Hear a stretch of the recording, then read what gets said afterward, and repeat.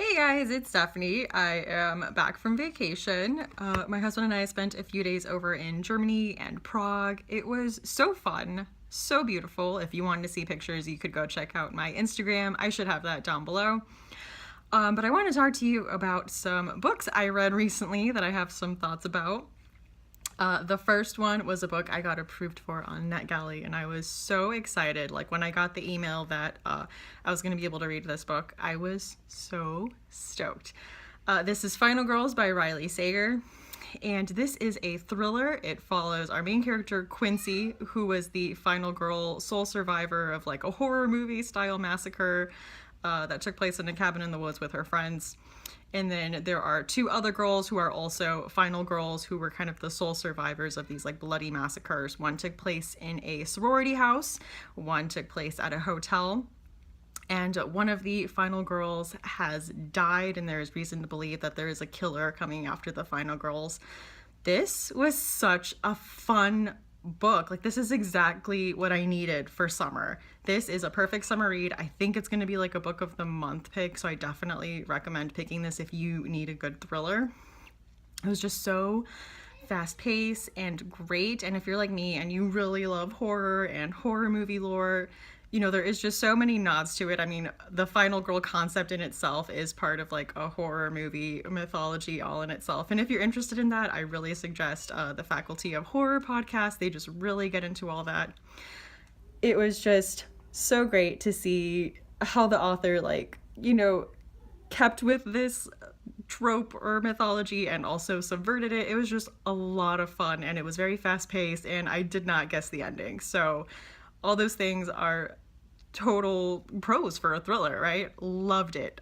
Definitely recommend it. Second book I read was a book I read while I was on vacation, and I had a few that I was going back and forth on, but this one just seemed to be really readable.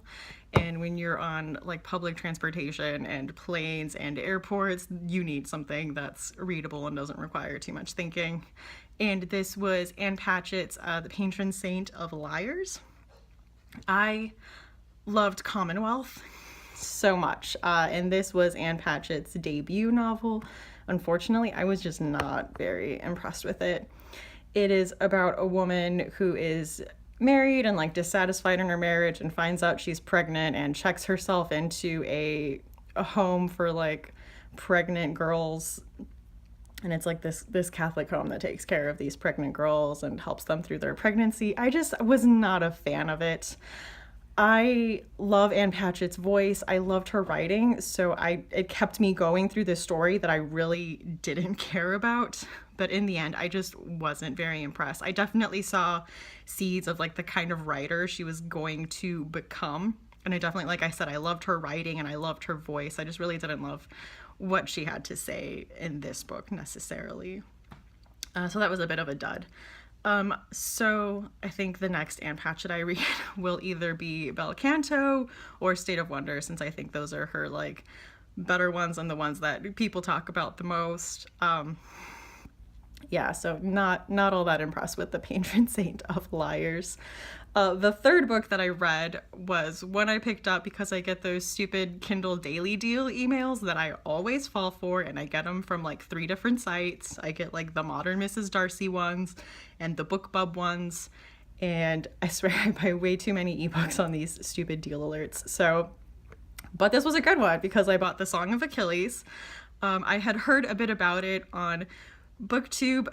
Weirdly, I don't remember hearing reviews about it, which is weird because I know it's a book that a lot of people have read, but I've seen people like hold it up and talk about it, and I was intrigued.